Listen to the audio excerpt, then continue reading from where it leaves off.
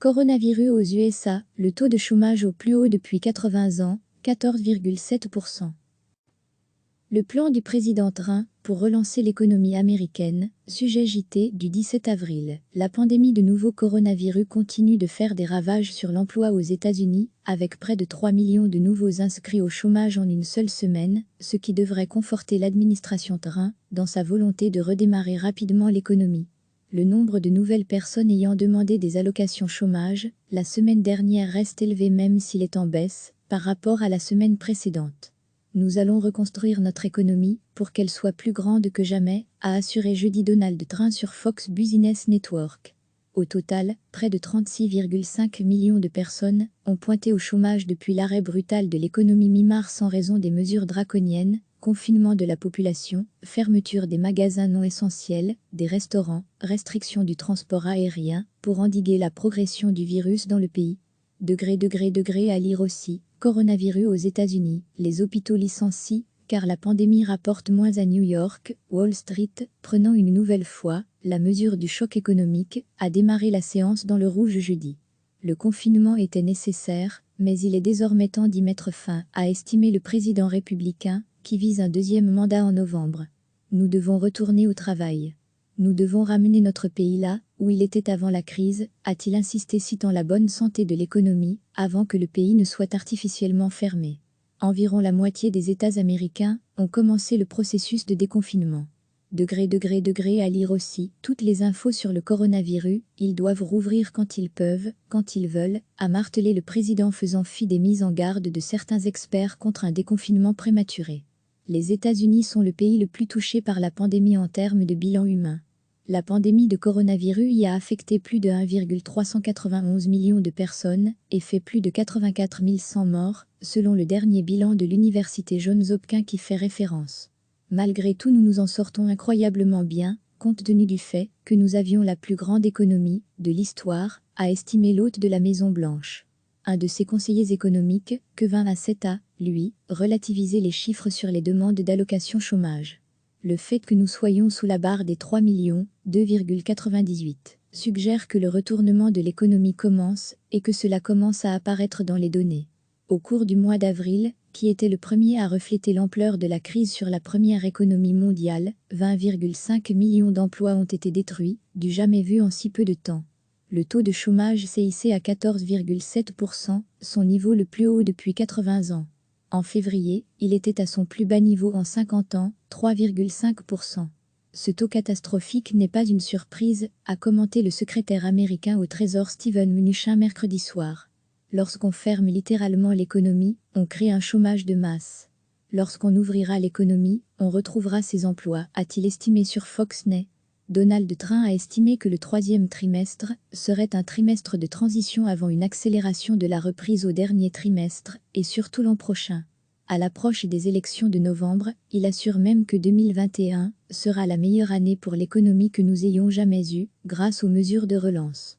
Nous faisons tout notre possible pour reconstruire notre économie, et je pense que nous allons reconstruire notre économie, avait estimé de son côté Steven Mnuchin. Pour l'heure, la première économie mondiale est à la peine.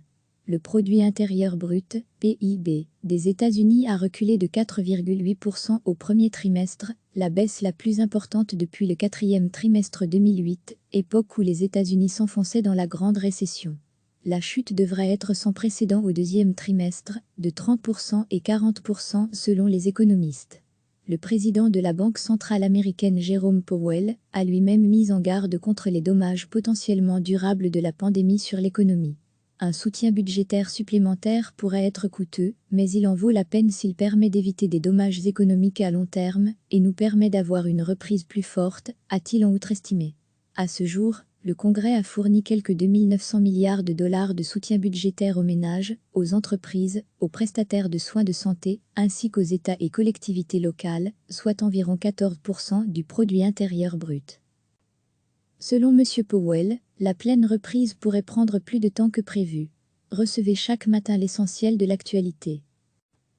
La pandémie de nouveau coronavirus continue de faire des ravages sur l'emploi aux États-Unis, avec près de 3 millions de nouveaux inscrits au chômage en une seule semaine, ce qui devrait conforter l'administration Trump dans sa volonté de redémarrer rapidement l'économie.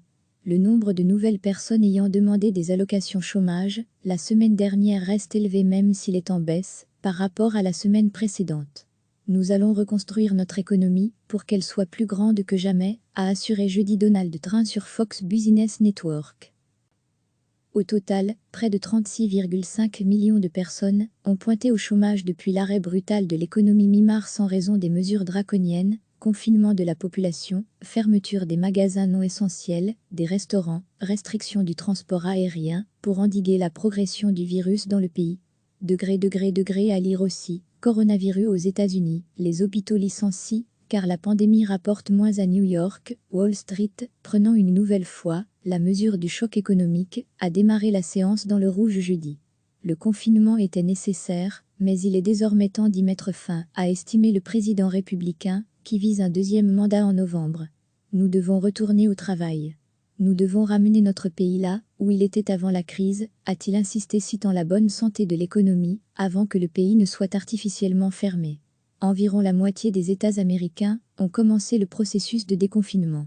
Degré à lire aussi, toutes les infos sur le coronavirus, ils doivent rouvrir quand ils peuvent, quand ils veulent, a martelé le président faisant fi des mises en garde de certains experts contre un déconfinement prématuré. Les États-Unis sont le pays le plus touché par la pandémie en termes de bilan humain. La pandémie de coronavirus y a affecté plus de 1,391 million de personnes et fait plus de 84 100 morts, selon le dernier bilan de l'université Johns Hopkins qui fait référence. Le plan du président Trump pour relancer l'économie américaine, sujet JT du 17 avril.